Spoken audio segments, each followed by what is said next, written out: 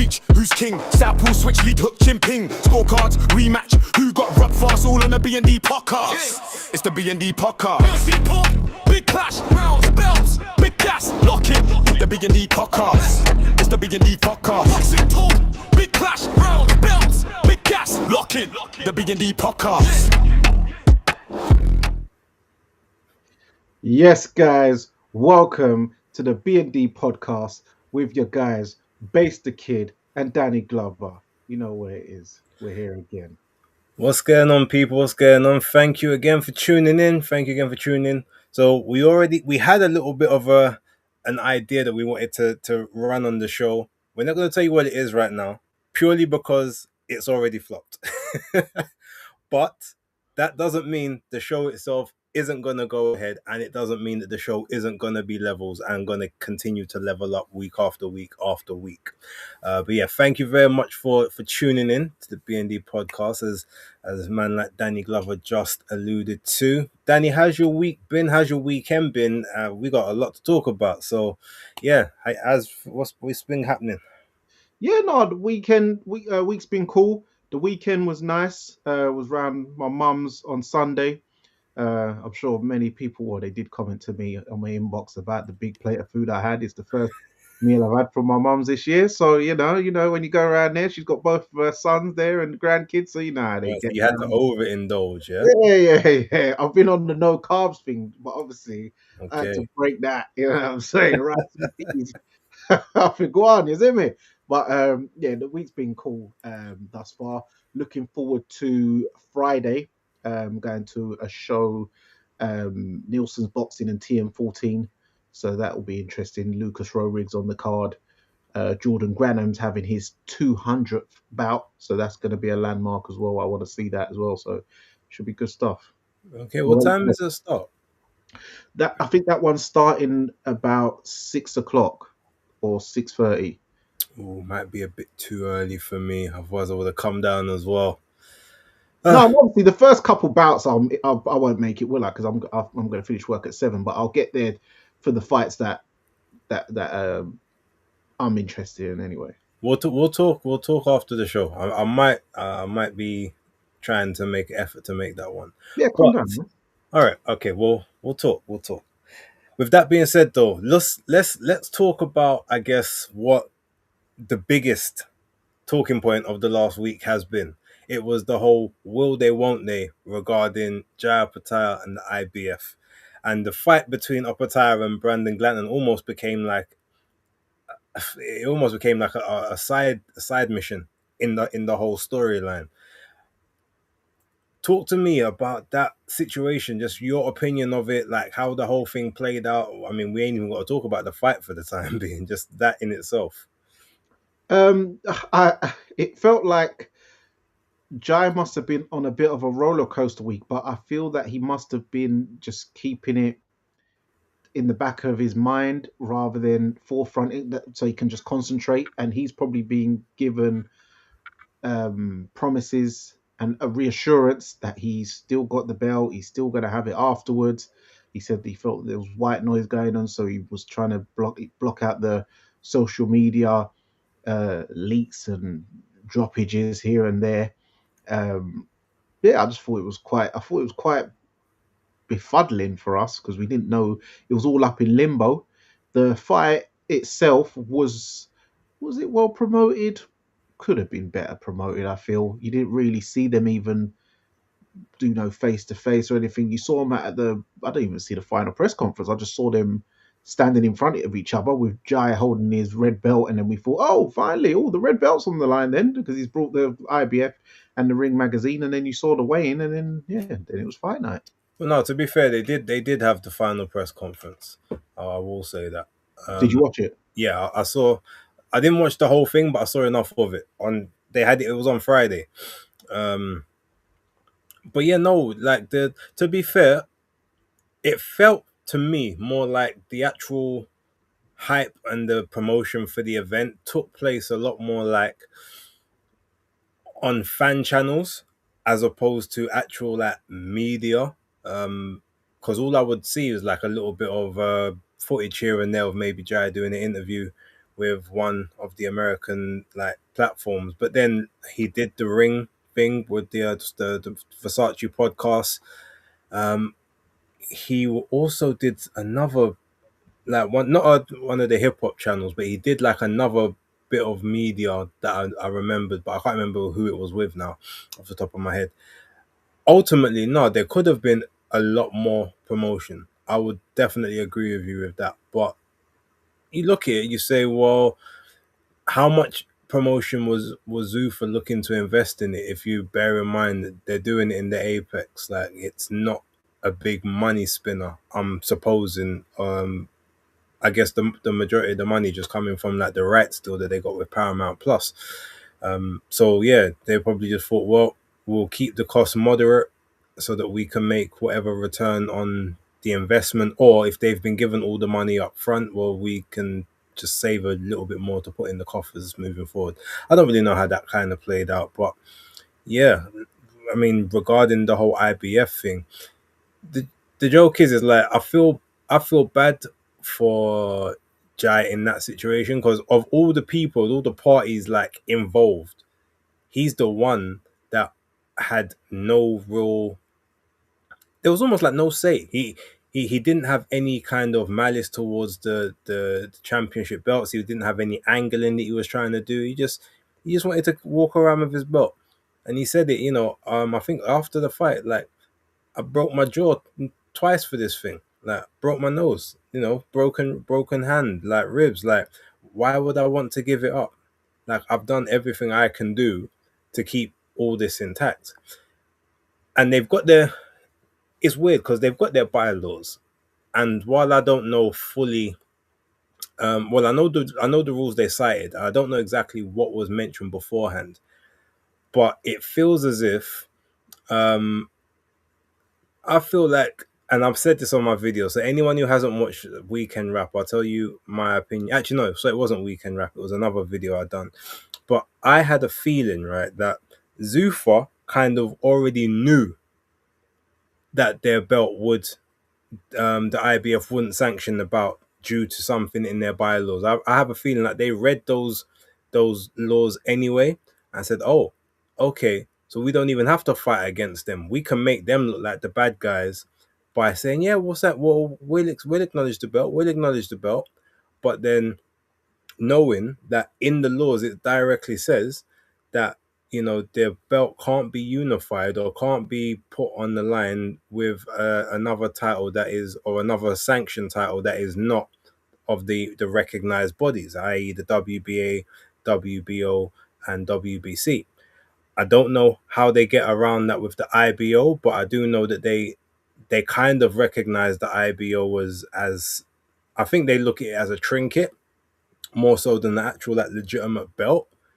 But yeah, with the Zuffa belt coming in, and it's like, well, technically because UBOs haven't been ratified yet in the States, it's not a valid or a legit world title. But because they've positioned it that way and that's what they're calling it, the IBF are like, well, sorry, you can't, like, we don't sanction, we don't view this belt, we can't sanction our fight to go alongside this, which we don't acknowledge. So I feel like that's kind of the way it's played out. Now maybe there's been some sort of backdoor dealing, some stuff done in the dark, because at the end of it, Jai did say, someone on his team basically said to him, like, he's not stripped.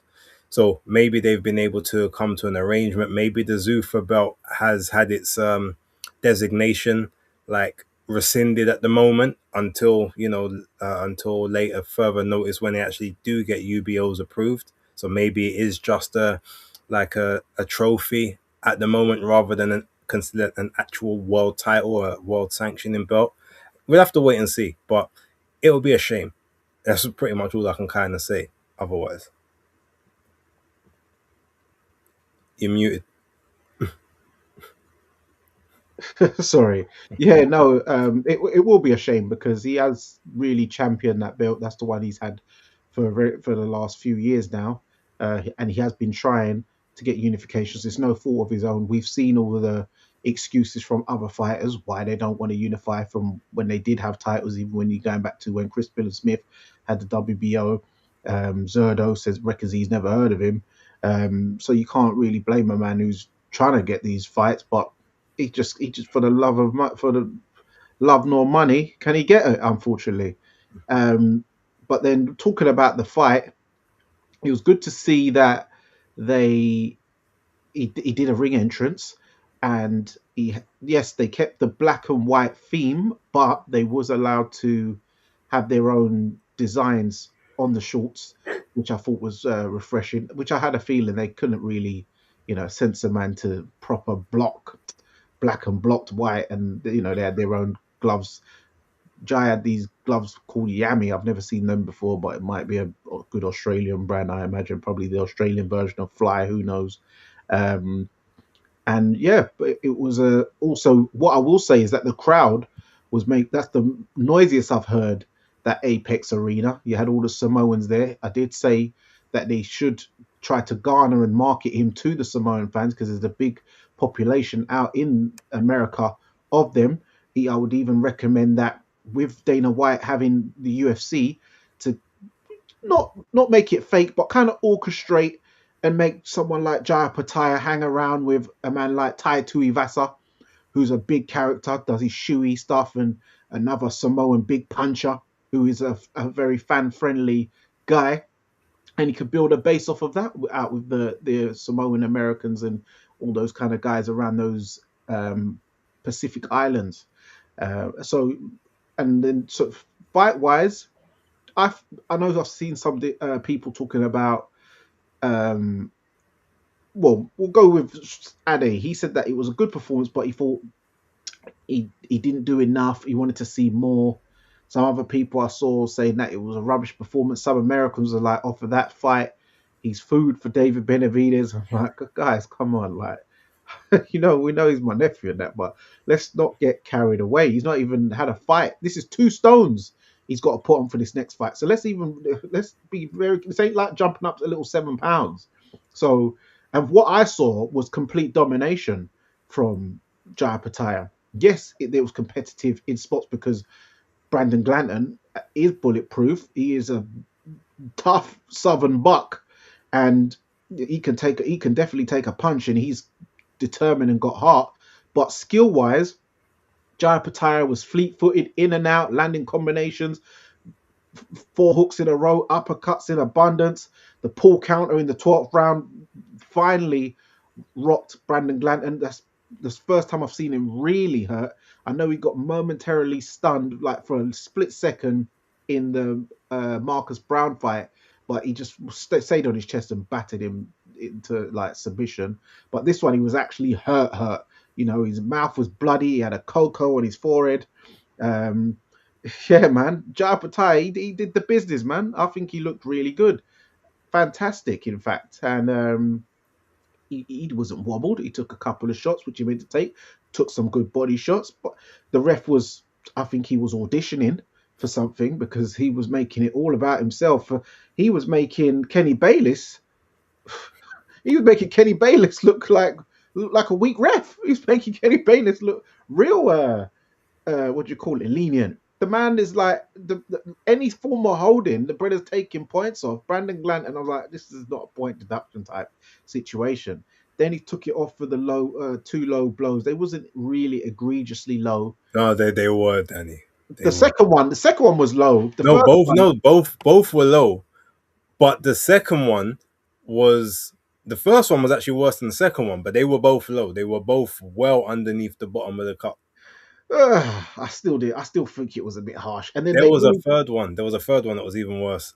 And the referee didn't. And the thing is, Jai dropped to the ground, and the referee just went, "Yeah, get up. All right, cool. Let's go again." And you can see they showed it in the replay. It had literally moved the cup to the side. You saw it, and I'm like, I man just had told just to get up. yeah, that's to firm it.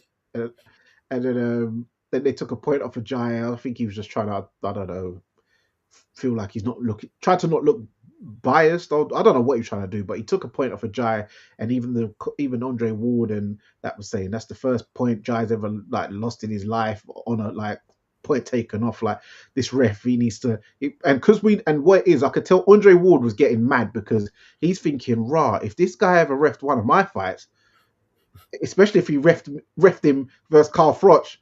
Carl Froch would have had a field day. He would have thought, rah, I couldn't have got nothing off that night. So the ref, I think he needs a bit more experience. I've never seen him before, but he needs a bit more experience than that. No, I've seen him. He's quite prevalent. He used to do a lot of the PBC shows and some top rank ones. He's actually quite a well schooled ref. I just think maybe this one, Zufar, new promotion, inaugural belt, maybe just trying to get a little bit of extra than normal. Yeah, we're doing too much for my liking. But other than that, I thought it was a good fight and great display by Jaya Pattaya. Afterwards, you saw the Samoan crowd get really rowdy and singing their song, and Jaya Pattaya getting quite emotional, having tears in his eyes. I was like, oh, that's really nice. Like, he's a really proud Samoan man. Post-fight press conference, he was saying that he's one of his best friends, that was his song. He used to love singing, so he felt it because he knows that he would have been there, really would have loved to have been singing that song with him, and he always wanted that song after a fight. So in that sense, Dana must be pumping it a bit to the Samoan crowd. So that's good. And I'm sure Jai will love to go back to the US. So, yeah, I'm looking forward to more of it. Well, yeah, look, just in terms of the actual fight itself, pretty much punch perfect. I mean, you could say, oh, well, he didn't get the stoppage, or he didn't try to get the stoppage, or he didn't maybe go through the gears at the end. But I feel like he did.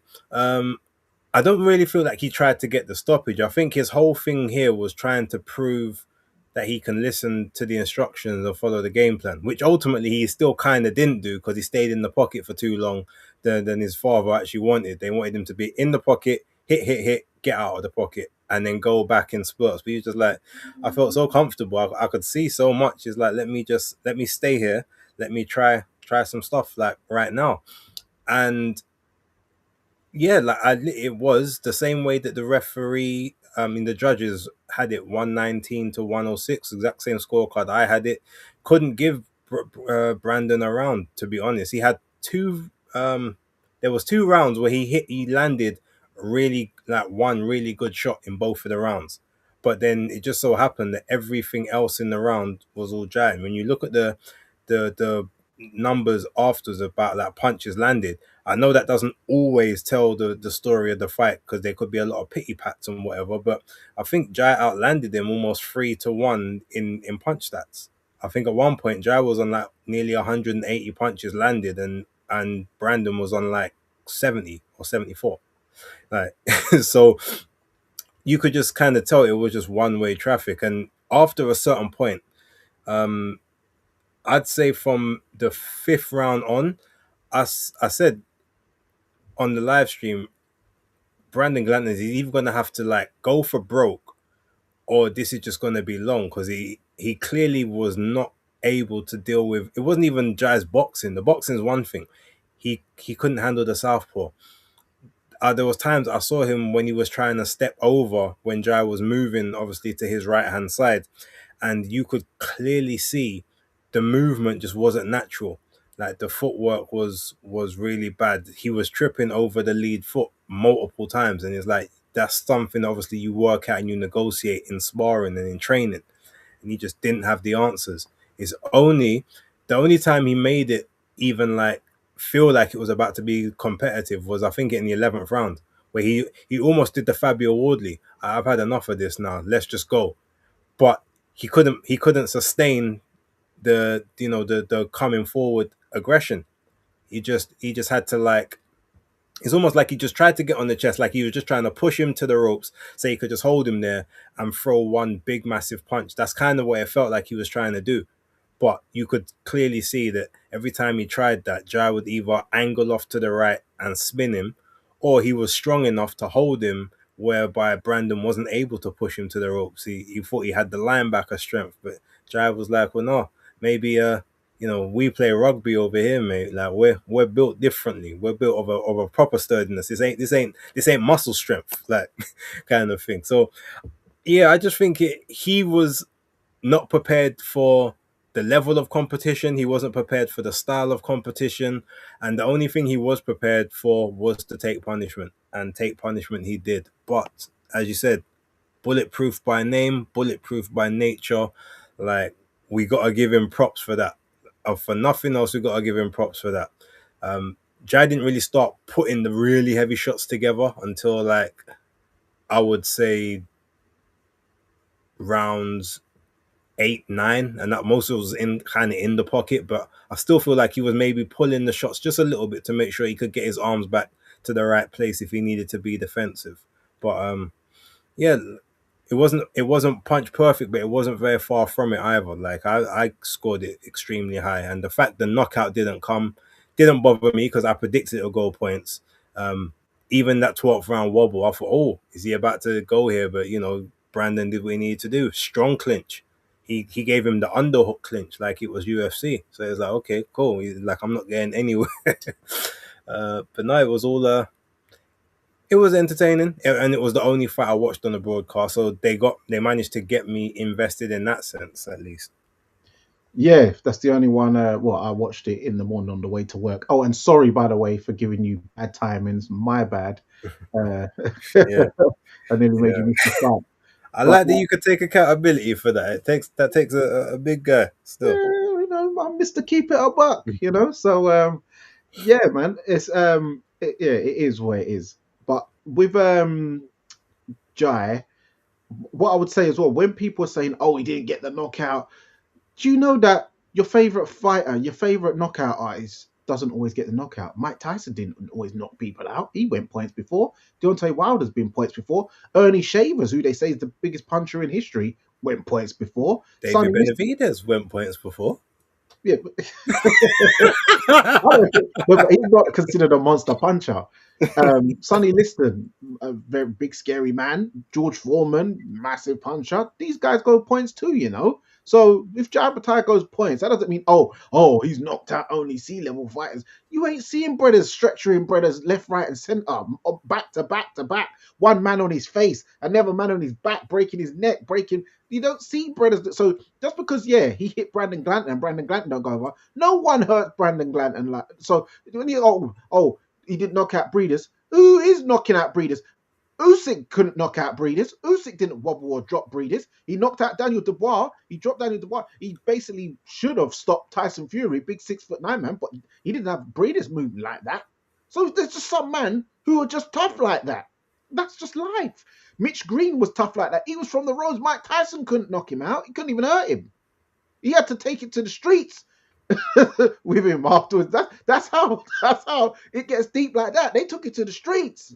So come on, man. Don't think just because a brother goes points that all of a sudden his powers what do you call it? Sort of paper. Yeah, well managed and cherry picked. No. Some guys are just built like that. No, I hear that. I definitely agree. All right. Well, look, we've spoken a lot about that. I guess.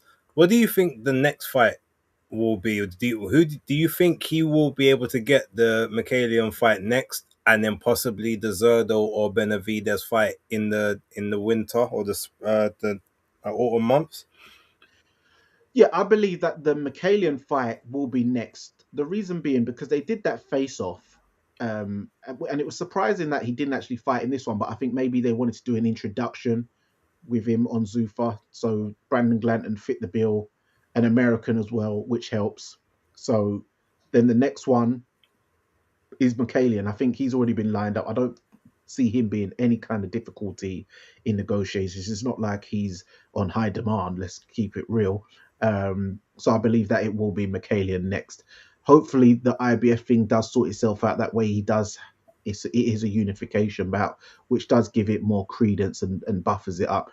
And then afterwards, I believe if David Benavidez wins, which I believe he will beat Zerdo, then he will fight Jai Bataille at the end of the year. But if Zerdo manages to pull it off, then I don't think Undisputed is coming because he's been running already. So we know he's not on it. He's not about it. So let's just hope. Well, you guys hope. I know what my nephew's gonna do. So yeah. let's just say I feel that Dave Benavidez will be at the end of the year, and then next year he'll move back down to light heavy. You better hope he moves back down to light heavy. Well, you're gonna be eating very poorly that month. I'll be around my mum's again. So, all right. Well, look. There was a couple other topics I guess we wanted to touch on, but we had a Misfits card over the weekend, right? Now we're not. I don't necessarily want to talk too much about the card. I know there's a part of it that you do want to discuss, but there was a highlight of the card, or at least a moment that has made people talk, which was the former Taekwondo world champion Jay Jones, who has now turned her hand to boxing, but she's decided to go the Misfits route. And yes, she went viral by scoring what we might have to call it the knockout of the year so far. Or at least, especially on the women's side, I think that's gone without saying. But yeah, what's your thoughts? Yeah, that was it. I saw the viral clip and it was insane. The way she hit her with just like these three straight left kind of come hooks, and then she just went down on her face. I was like, oh dearie dear. And then it come to find out that's like Tretch. It's from Naughty by Nature. That's Tretch's. Is it his daughter? I thought it was his missus. Or is it missing something? She's a relation, so he's not happy because obviously that's losing him street cred.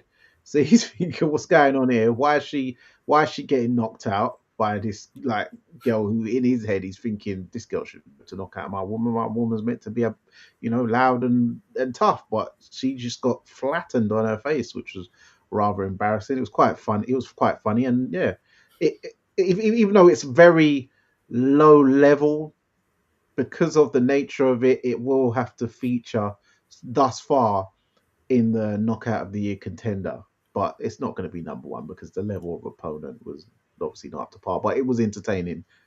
I mean, look, what I will say though is, if we're gonna be honest, it's a little bit like when Sanisa Estrada fought that. I can't remember the woman's name, but she literally knocked her out in like 6 seconds of the first round, and it was like the levels between them should have never been in the ring together, because I think her name's Queenie or something, or Queen. Like, she's never had any type of combat fight or sports like professionally in life, whereas Jade has done like some amateur stuff. I don't know how to what level, but she's done some amateur stuff. But she's a combat champion. Like, she's a world class taekwondo champion, or kick. Yeah, it's taekwondo. So she's used to combat. She's used to fighting. So for that fight to have happened, unless they were just they wanted it to be this sort of coming out party type thing, and to get her the viral moment, it was very dangerous matchmaking. That's the one thing I will say about it. Yeah, that is dangerous matchmaking. I remember that Estrada one where she just come out and hit over a 10-punch combination, and it was all she wrote. But that was a bit mad as well. So they do have to be a bit mindful on this Misfits. I know it's not professional. They leave that to the MF Pro lot, but you still have to have some level of competitiveness in these matchmakings. Miranda Adkins, that's who it was. Yeah. So, okay. Did you want to speak about Ty Mitchell quickly? Yeah. So Ty Mitchell, he's got another victory, beat Gabriel Rosado, who we know is really semi-retired. But what I wanted to ask is, how far do you think Ty Mitchell can go? Because his last two opponents have been decent names to say, especially the one before Gabriel Rosado, because he was proper active and he's had some good wins. Well, MF Pro, because he's a part of the MF Pro crowd, right? Now, are they going to be a full-blown sanctioning body? I believe so.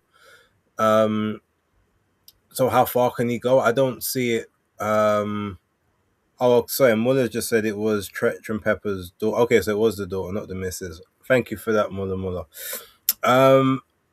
Yeah, I would say, I reckon at this point, because he's been out of the ring for so long, some of the skills have maybe, I'm not going to say they've eroded, but maybe they haven't been as honed and sharpened as they needed to be.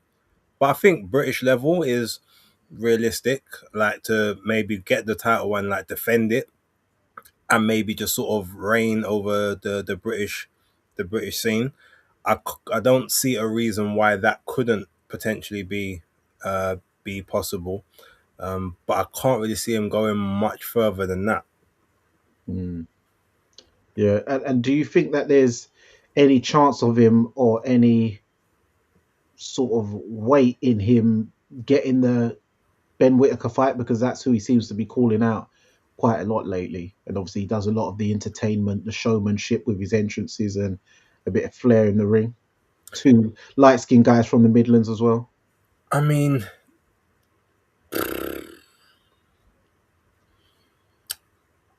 I don't know.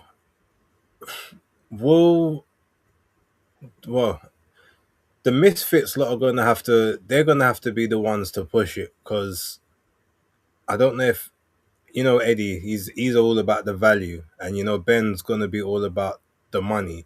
And does it get me to where I need to go? I don't know if he looks at Ty Mitchell in that vein. I feel like he might just think, well, this isn't really do anything for me, and he's leagues behind me, so I can't really see it happening, if I'm gonna be totally honest. Yeah, fair enough. Yeah, yeah. I know he's calling him out, but yeah, from what when you say it like that, I feel Eddie Hearn has a different plan. As we know, he's planning a American debut for Ben Whitaker right now. Who that will be, we don't know as of yet. So I don't feel that that direction is where Ben will be looking to go, or Eddie will be looking to steer Ben. So, and I feel that with Eddie, he will give strict orders and keep Ben to the program, rather than when he was with Boxer and anybody calling him out can get a piece, like Aaron Yankee and people like that, just what do you call it, ambushing press conferences and stuff like that. So, but it's a good thing. Ty Mitchell, keep calling his name, steer more eyes towards your fights, keep doing your thing. I think he can win a British title. He's shown that he's on that level. He's super middleweight. He said that that wasn't even 100% of himself, as he has been fasting. So when he's fully replenished, he'll do even better performance. So yeah, keep doing his thing. Big up to him, and obviously his dad, Clifton Mitchell, and yeah, man, keep doing your thing. Okay, well, shall we pivot to the gloves are off? Yeah, We yeah, yeah. got a little bit of spice coming from Caroline Dubois and Terry Harper. What was your thoughts? Oh man, it was brutal. Even Mrs. Glover was like, "Rah, Caroline's trying to not be liked or something, isn't she?" Like she just totally dissed and dismissed her like she was nothing. She's like, "Yeah, I don't even see her. She's pathetic. She's weak. Um, I don't rate. You've done nothing." And then I was like, "Come on." She's like, "I'm a freeway world champion. I don't mean nothing." What split decision? I was like, "Oh, this is madness." Like, and you can see Terry Harper is not good at any. I'd love to play poker with her. I'd take all her money, because her face, she's doing swallowing saliva. Her face goes awkward and distorted. You can see when she's getting wound up, when she's getting triggered, when she's feeling uncomfortable.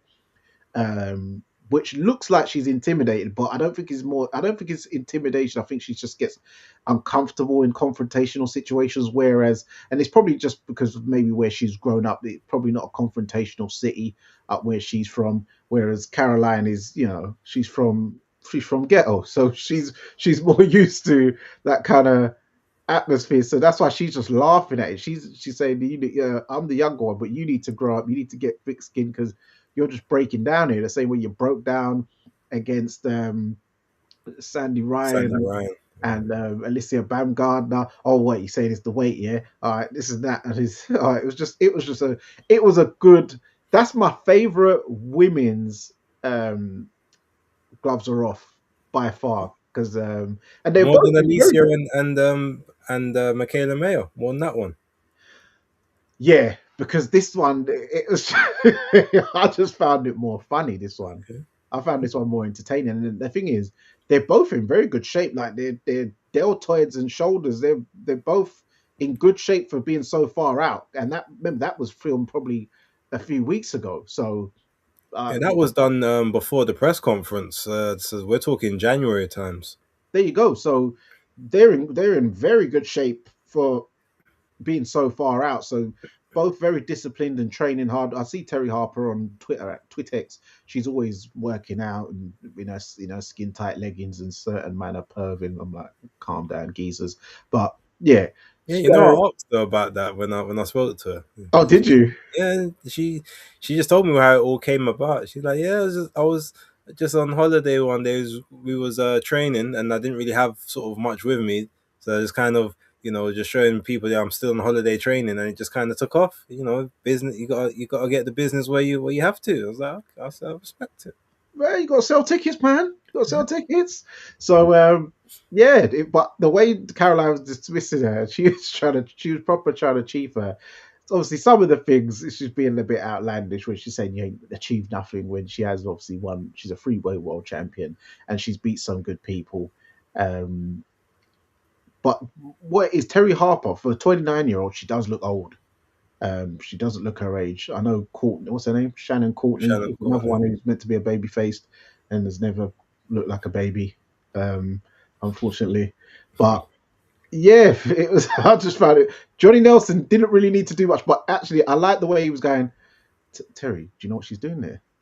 She's planted seeds. If you let it start creeping it, and then Caroline, yeah, the seeds are already growing. They're already planted.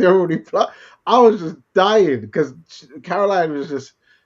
It just reminded me of school. It actually reminded me of school when someone's just getting proper chiefed, and Terry's gonna need to really, but I think it's definitely motivated her. I think she's going to box out of her skin, and I hope Caroline is not underestimating her, because Terry will do everything in her power to get through that first half of the fight because she genuinely believes. I can see it in her eyes. She genuinely believes if after round 5, it's on. That's what she's thinking. I just don't want to get caught cold, which will make her probably tentative at the beginning a bit. But then Caroline doesn't want to keep loading up too mad, just thinking I'm just going to walk through you. I know I'm giving some mad breakdown very early, but hey, it is what it is. So I'm looking forward to this fight a lot. I must say that. Well, now Caroline, look, I mean, some people may not like the energy, and there's a times that I'm thinking like, right, Caroline, you may be being a bit too dismissive here, but ultimately, what I'm gonna say, unfortunately, it's just that Capricorn energy. Like she can't. Oh, she's another one. Her birthday's the day before mine, so you know that she's on smoke. You know how we are. That's just when I was watching it. The first thing I said is, "This is a Capricorn queen right here," because she ain't for the play. But even within all that, I still was like, "Right, this is still a bit uncomfortable because it looks more like bullying than any. Like it looks like you're trying to give someone an episode. I don't want to say words for demonetization purposes, potentially, but that's kind of, when they tell you, we have to be kind to each other. And then we're selling fights and everything, but that's nuts. Like she's propagating for that, that emotional, that mental warfare. And will it succeed? Will it backfire? Who knows? Because I asked Caroline, I did interview her, and I said to her, look, the fact that Terry knows that this is, if she loses this fight, she's got nothing else left. But there's so many options for you on the table. Are you potentially looking past her?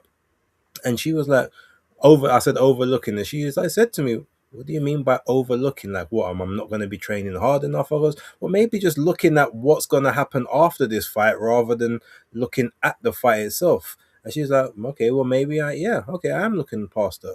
I was like, all right, I respect it.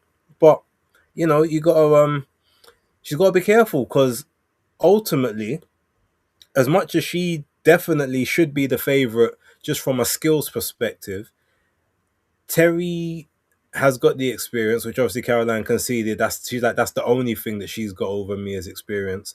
But if we're gonna be honest, in terms of the lightweights, and I'm only saying it, and I'm saying from a factual point of view. So this isn't about who I think will beat who.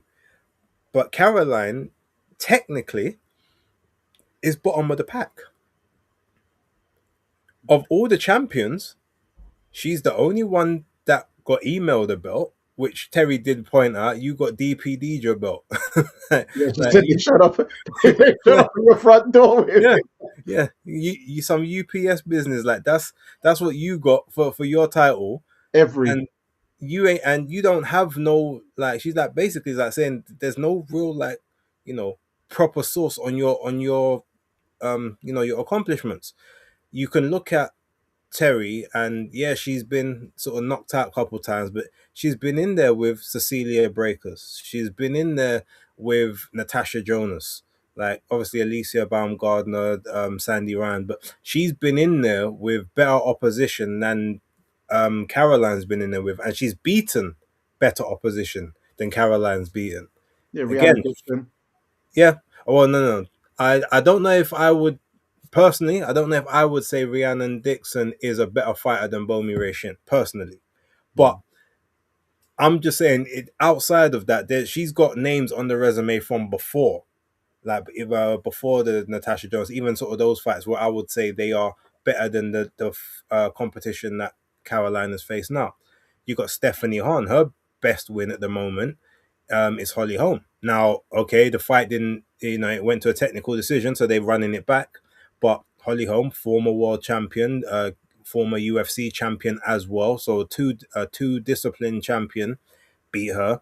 You've got Alifna Turhan, who basically beat the boogie woman of the division in Beatrice Ferreira.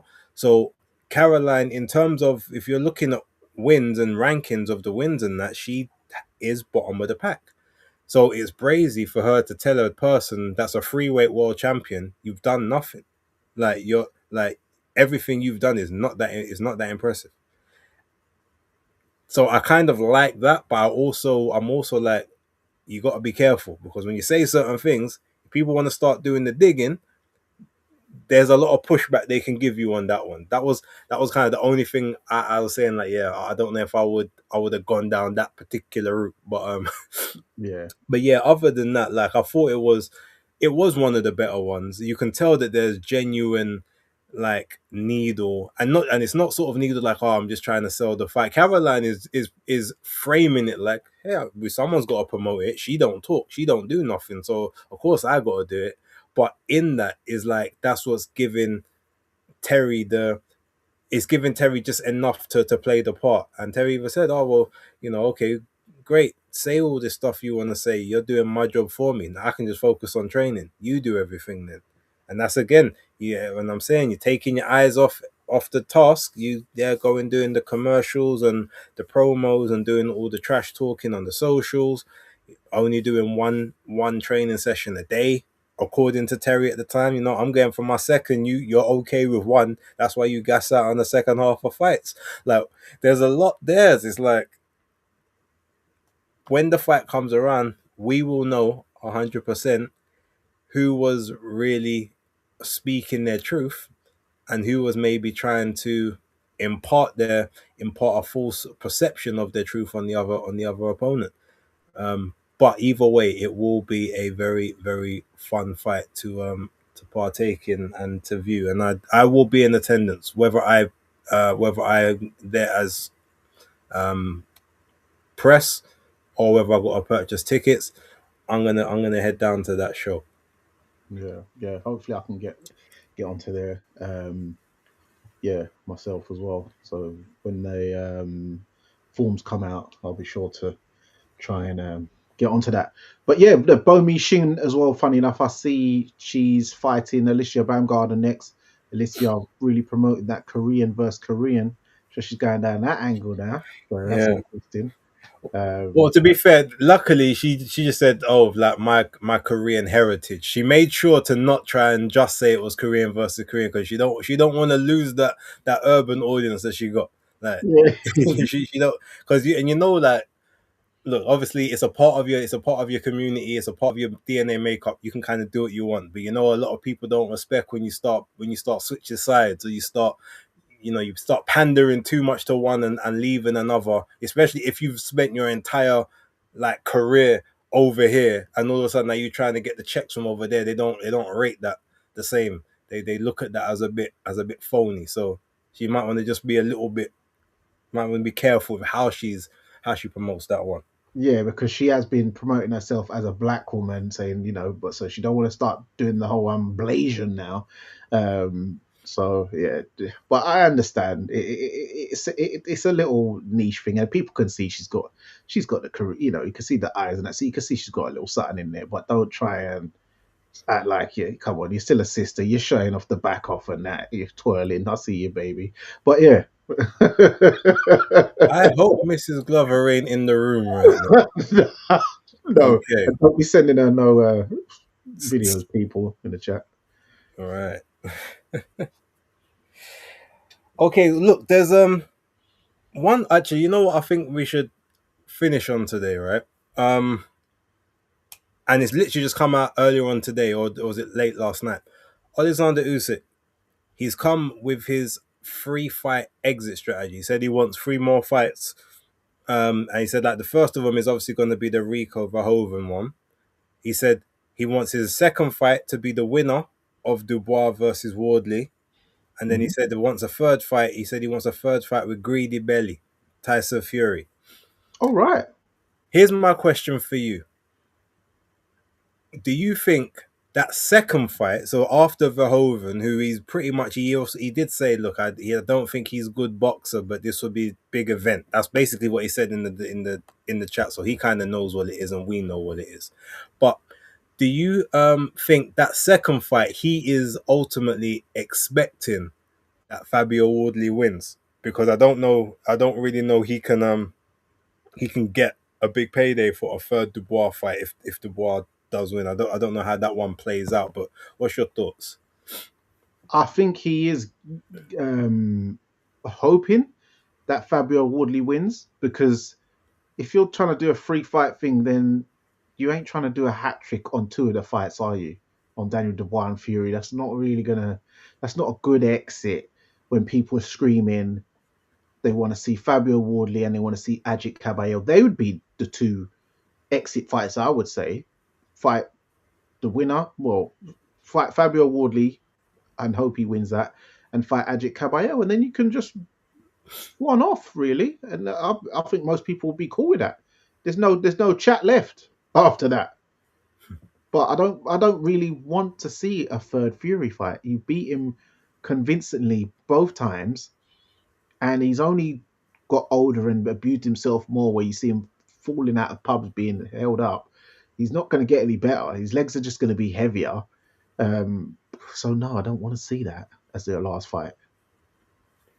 No, I mean, I hear it. I understand. I mean, look, I don't want to see it, but I definitely...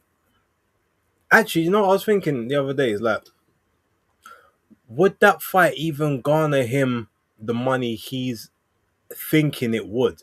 Because he's clearly in his money Usyk phase right about now, which is totally fine. He deserves to kind of have that phase. But in looking at sort of the big money fights, it almost feels to me like the only real money he's going to get now is going to be either a Moses Atalma fight, just because that's the narrative. Oh, the young lion, can he finally do it? He also said he won't fight Moses. He said Moses too young. He said he doesn't want to break him. So, basically what he's saying is like he don't want to spoil the kid before he's had a chance to develop. He doesn't think he'll get to that level before he retires. But that fight, because there's that big narrative, possibly people, especially Zuffa, they're all now trying to promote this Jai Opetaia versus Alexander Usyk thing. like you might be able to get a little coin out of that, especially after sort of this weekend. And the American audience has seemed to take to Jive, the ones who at least have been exposed to him. They like the no nonsense stuff and the crazy eyes and all that stuff there. But you would think his biggest paydays, or the money that someone like, I guess, Turkey Al Sheikh, because let's be honest, that's where the money's going to come from for the biggest of paydays. Like, I don't feel like he will pay the big money to Usyk for fights whereby it's not, whereby he can't transfer some of that star power to someone else. It's almost like he's going to pay him a premium with the expectation that he manages to, that he's going to lose, so that they can sort of build the next star, the passing of the torch thing. And in that sense, you would think that the options would be a Fabio Wardley, who, while he may not necessarily be a great boxer classically and stuff like that, he's just unorthodox and awkward to the point where you don't know what he's going to throw at times. And that might be enough to unsettle Usyk and just get one of those one-hitter quitters. You've got the Ajit Caballero, who we've now seen commands a huge audience and, huge audience gates and stuff like that in Germany. So that could be a revenue stream there. Plus, we know that obviously Usyk being Ukrainian, the Klitschko's used to run German boxing, and they made a lot of money over there. So there's definitely money to be made in there, in that economy. So that could be a theory. Then you say, well, those two potentially could trouble him. So he'll pay a premium, Turkey will, to see those fights happen. The third Fury fight, I don't know if he'll pay as much, because again, we've seen it twice. You don't really think that Fury can do anything different to get that fight. So I think those would be the only fights he would actually get big money for. You'd be talking Fabio Wardley, Ajit Caballero, and Moses Atalmo. So I don't think if he's not having those fights, I don't think he's gonna get the money he would think from Fury, in my opinion. But hey, you never know. Yeah, with the Ajak Caballero, because there's a big population of Ukrainians in Germany, and as we know, there's a massive Turkish and Kurdish one, as we already know. But I knew anyway. But it's been proven now that they're into this fighting out there, so that could go in a stadium out there. Usyk has already done a stadium when he fought Daniel Dubois in Poland the first time, which I was at. But yeah, with this one in Germany, as you said, the Klitschko's used to get them big, massive stadiums going. Usyk, he's known around the globe now. You've got Ajit Caballero, who's got that hardcore base as well. So that would be a good revenue fight. I think it will probably overall be a better payday for him than Fury, because that would be like reloading the drive for the third time. It's not going to really, people ain't really trying to pay pay-per-view for that. And then Fabio Wardley, he's, as you said, he might not be known as a good boxer conventionally, but he is a very good fighter, and he's unorthodox with it. So I think that builds a lot of interest in the UK market. Whether it's a stadium fight, might be possibly like a Tottenham or something like that. It could, because the Brits, we do love Usyk over here. He's got a lot of fans out here as well. So those are the ones you can't really, going for AJ, Dubois, and Fury is like, all right, you beat them both twice. You beat them all twice each now. We want to see something a bit fresh and funky. We don't want to be reloading the dryer again. I hear it. Right, well, look, I mean, I feel like we've done some good work today. Not really a huge amount of other story beats. I mean, we've got Jazza Dickens and Anthony Kakache this weekend. Obviously, I got to wait for my video, but I'm happy to give you a few moments if you want to speak about that fight, who you potentially think might win, all that sort of stuff there. It's a close fight, these two. It's Anthony Kakache has got the strength. Jazza Dickens has the better cute boxing and can punch a bit. I'm gonna go with. I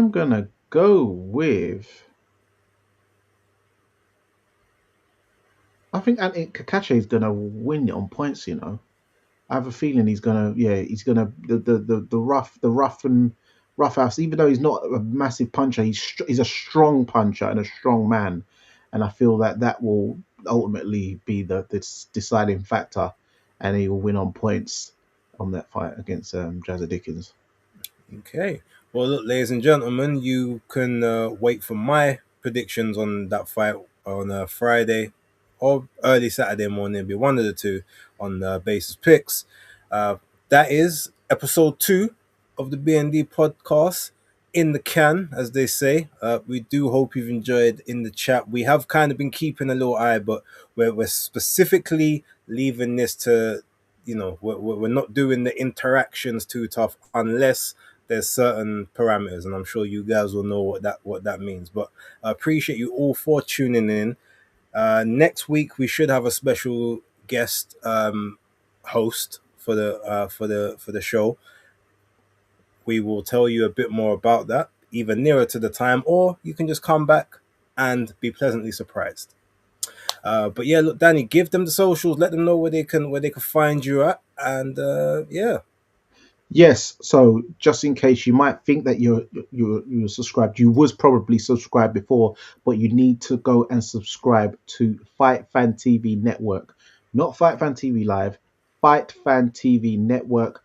That is on YouTube and Instagram. You're probably most likely following anyway. So Fight Fan TV Network again on TikTok, Fight Fan TV Network, and Twittex, Danny Glover, FFTV.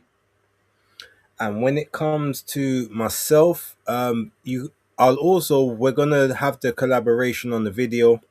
So even though it is streaming across both of the platforms now, we'll have the collaborations going across both of them also. So when you do watch the video from my channel, you'll be able to click the link onto Danny's channel to subscribe if you haven't done so already, and vice versa from his side. Base the Kid on Instagram, although don't really look for stuff on there boxing related too tough, but I'm starting to get a little bit better with that. B_A_S_E on the old Twittex.